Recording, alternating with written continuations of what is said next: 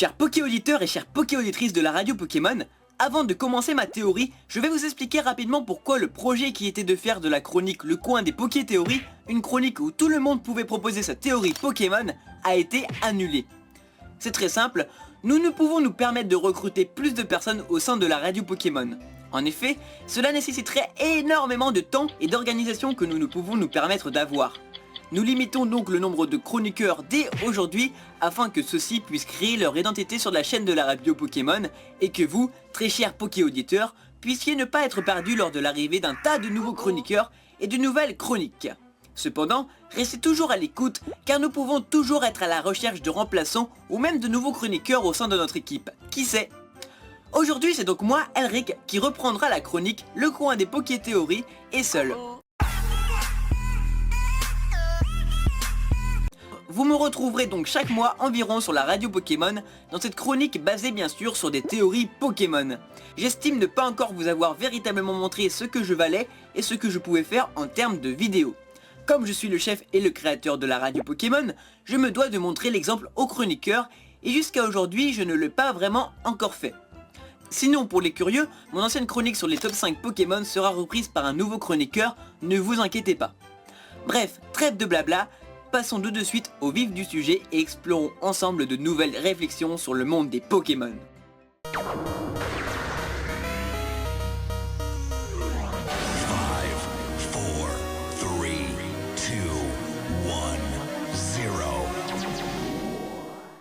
Attention, la théorie que je vais vous présenter aujourd'hui comporte quelques légers spoils, tels que le visuel de certains Pokémon qui n'ont pas encore été dévoilés officiellement. Cordialement, Elric. Au passage, vous pourrez bien entendu regarder cette vidéo après la sortie des jeux Pokémon Soleil et Lune.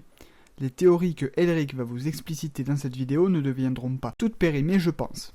Cordialement, Danny Masta qui passait par là. Commençons par le commencement.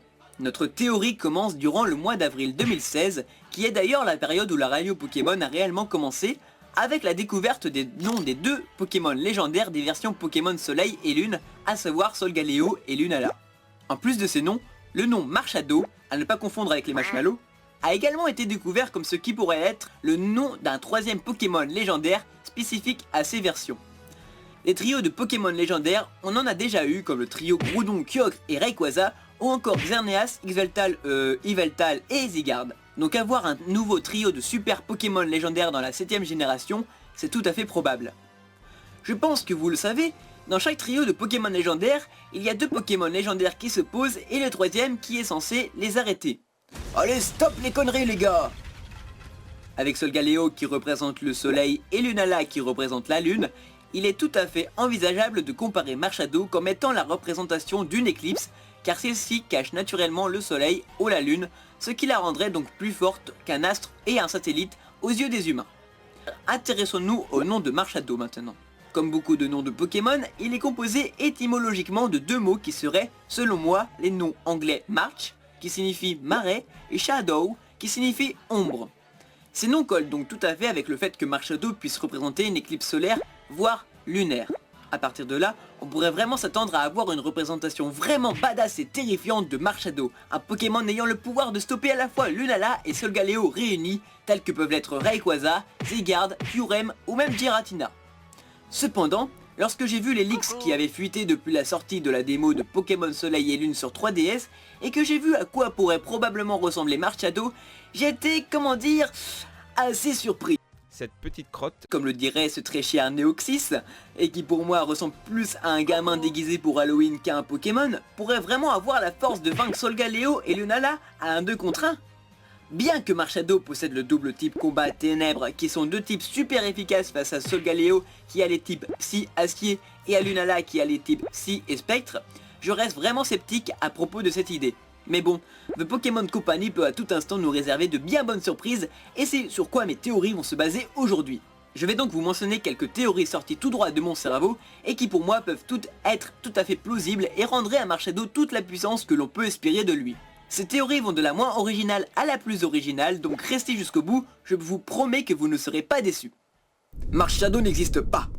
Cette première théorie, ma foi pas très originale et très peu probable, serait que les développeurs des prochains jeux Pokémon Soleil et Lune nous auraient fait une blague en mettant tout simplement un faux Marshado pour tromper tous les curieux et les prendre par surprise lorsque finalement ils se rendront compte que Marshado est beaucoup plus terrifiant dans le jeu que ce qu'ils pensaient avoir vu dans les leaks ou même dans les vidéos présentant son attaque Z.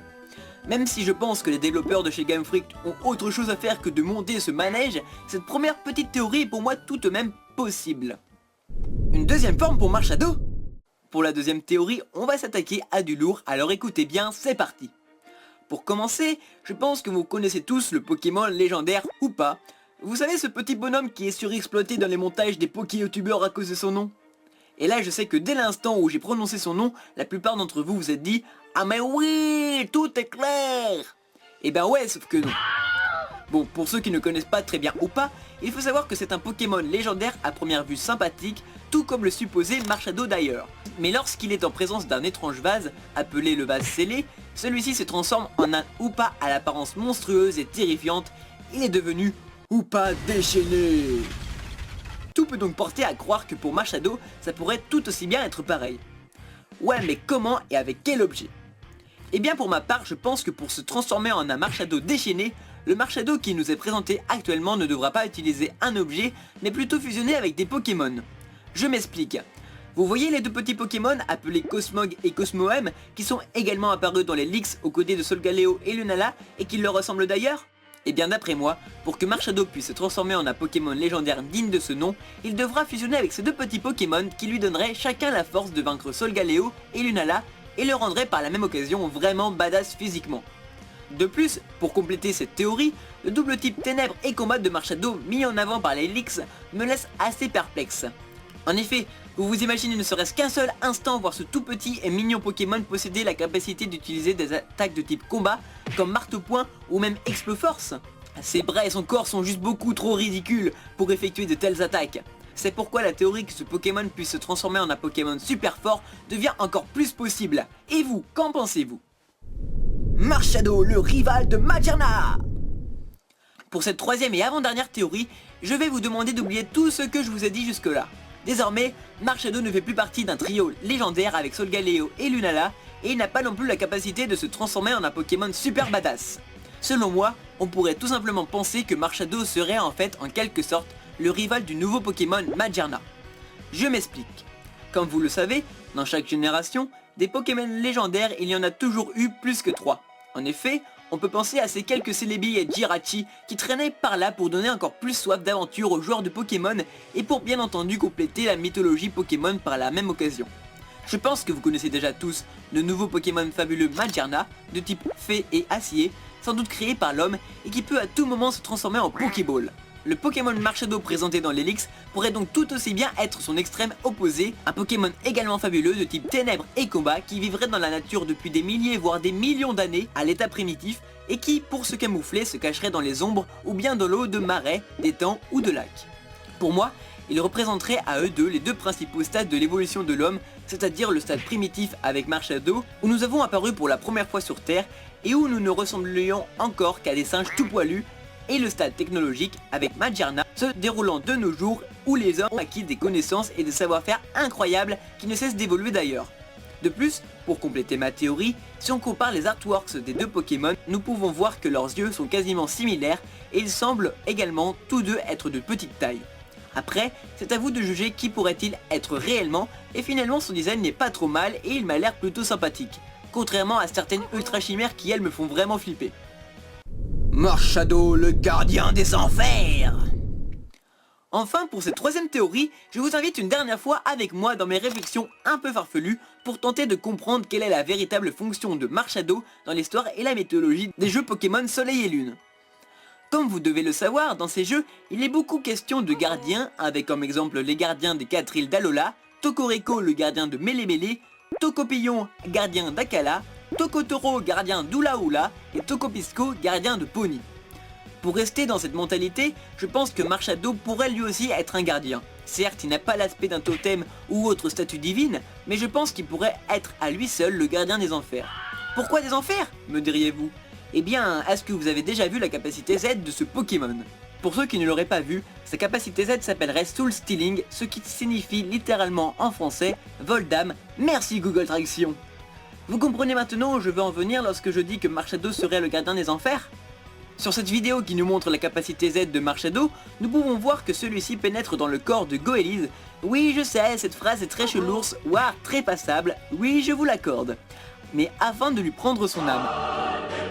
Mais vous devez sûrement le savoir, lorsqu'une âme est retirée d'un corps, cela veut presque toujours dire que son possesseur est mort. Or, il semble que Goélise ne soit pas mort avant que Marshadow lui ait pris son âme.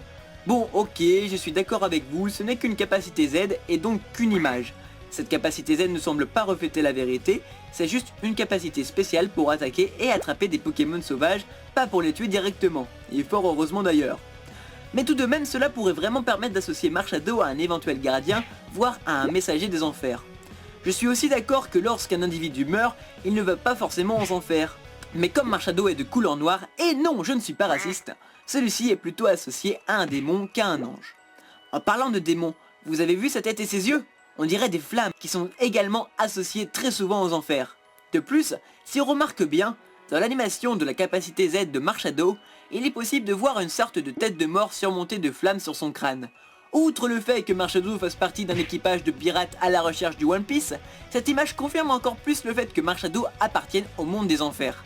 Après, c'est à vous de juger, c'est tout comme les Valkyries dans la mythologie celte, Marshadow aurait le pouvoir d'amener les âmes des individus qui peuplent un monde, en l'occurrence ici le monde des Pokémon, vers un autre monde qui est pour ce Pokémon le monde des enfers, où vivraient également Yveltal et Giratina.